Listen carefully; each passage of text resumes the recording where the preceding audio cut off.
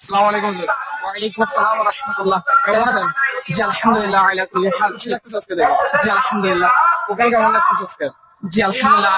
প্রতি বছরে আশিকানা রাসূলরা এটার অপেক্ষায় থাকে, বিশেষ করে সুবে বাহারার সময়। আলহামদুলিল্লাহ অনেক খুশি প্রত্যেকে আশিকা রাসূল। গত বছরের তুলনায় এবছর শোয়ে বাহারের আয়োজনটা খুবই সুন্দর হয়েছে, বিশেষ করে লাইটিং দিয়ে শুরু করে ডেকোরেশন। এটা নিয়ে আপনার মতামত কি? জি আলহামদুলিল্লাহ, প্রতি বছরে দাওয়াত ইসলামে কিছু না কিছু পরিবর্তন আসে, যেমন লাইটিং বলেন বা স্টেজ বলেন বা দাওয়াত ইসলামী প্রোগ্রাম বলেন, অনেক কিছু মাশাআল্লাহ মডিফাই করে দাওয়াত ইসলামী। আচ্ছা, আচ্ছা ভাইয়া, শোয়ে বাহারের আসলে বিষয়টা কি? মানে এখানে আয়োজন থেকে শুরু করে এরপর হচ্ছে আপনার শোয়ে বাহারের ফ্যাসিলিটিস বা শোয়ে বাহার আসলে কিসের জন্য মূলত করা হয়?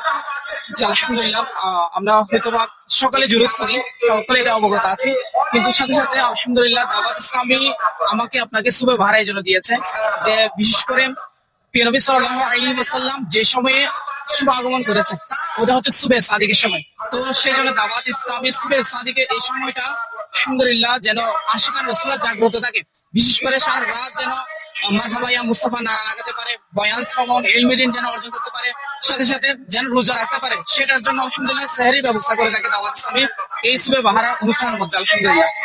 আচ্ছা, শোয়ে বাহার আর আগামীকালকে যে জুলুস, এর মধ্যে আসলে ব্যবধানটা কিরকম? মানে শোয়ে বাহারাতে কি ধরনের কাজগুলো আমরা করে থাকি, আর আগামীকালকে জুলুসে আসলে কি ধরনের কাজগুলো করা হয়, বা কোনটা বেশি আপনাদের উত্তম মনে হয়? জি আলহামদুলিল্লাহ, প্রত্যেকটা কাজই উত্তম, বিশেষ করে এই রাতে বলা হচ্ছে সবে কদর থেকে উত্তম। কেননা সবে কদর দামি কেন হয়েছে?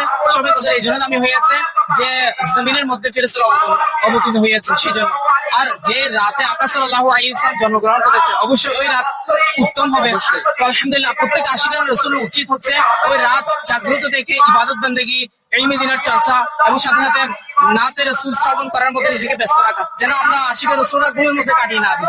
এবং বিশেষ করে যাদের সম্ভব হয় ইনশাআল্লাহ তাহাজ্জুদের নামাজ এবং নফল ইবাদত বন্দেগী করা, সাথে সাথে যদি সম্ভব হয় সেহরি খেয়ে এরপর দিন রোজা রাখা। দাওয়াত ইসলামী এই সুবে বাহারের মাধ্যমে প্রত্যেক আশিকানা রাসূলকে এই মেসেজ দিচ্ছে, আমরা যেন রাতে ইনশাআল্লাহ কারীম জাগ্রত থেকে মারহাবা ইয়া মুস্তাফা নারা লাগাই, নাত শরীফ শ্রবণ করি, ইলমে দ্বীনের চর্চা করি, সাথে অর্থাৎ রোজা রাখি, 12 রবিউল আউয়ালে রোজা রাখি। এই চর্চাটা দাওয়াত ইসলামী আলহামদুলিল্লাহ আমাকে আপনাকে এই পরিবেশের মাধ্যমে দিচ্ছে। একটা কোশ্চেন, যারা এটার বিরোধিতা করতেছে আমি তাদের জন্য কিছু বলবো না, তাদের জন্য কিছু একটা ভালো মন্তব্য করেন আপনি, যে তাদের এটা করা উচিত বা উচিত না, বা কি ধরনের পদ্ধতি আমি বলবো আলহামদুলিল্লাহ যারা আমরা বিরোধিতা করি বা আমাদের অনেকে বিরোধিতা করার মূল কারণ হচ্ছে এটা আমরা না জানার কারণে। যদি আমরা দাওয়াত ইসলামীর এই সুবে বাহারা অনুষ্ঠানে আসি ইনশাআল্লাহুল কারীম, আমাদের যে ভুল ছিল, যে গলত প্রেমের মধ্যে আমরা ছিলাম বা যে পদের মধ্যে ছিলাম, ইনশাআল্লাহ এই মত থেকে আমরা ফিরে আসবো। সুবে বাহারা অনুষ্ঠানে ইনশাআল্লাহুল কারীম যে দাওয়াত ইসলামী যে পরিবেশ দিচ্ছে, এটা দেখে ইনশাআল্লাহ অনেকের পরিবর্তন হয়েছে, অসংখ্য নজির এখানের মধ্যে আছে আলহামদুলিল্লাহ। আচ্ছা, দাওয়াত ইসলামকে নিয়ে আপনার একটা মন্তব্য? আলহামদুলিল্লাহ দাওয়াত ইসলামী তো এমন একটা সংগঠন যেটা হাজার কোটি নওজোয়ান চেঞ্জ করেছে, বিশেষ করে আলহামদুলিল্লাহ অনেক যুবককে আলহামদুলিল্লাহ সুন্নতের পাবন বানিয়েছে, বিশেষ করে আলহামদুলিল্লাহ এক মসজিদ দাঁড়ি সাজানোর জজবা দাওয়াত ইসলামী দিয়েছে, বাবরি চুল সাজানোর জজবা দিয়েছে, পাগড়ি শরীফ সাজানোর জজবা আলহামদুলিল্লাহ দাওয়াত ইসলামী দিয়েছে। দাওয়াত ইসলামী সম্পর্কে বলতে গেলে তো কমই হবে।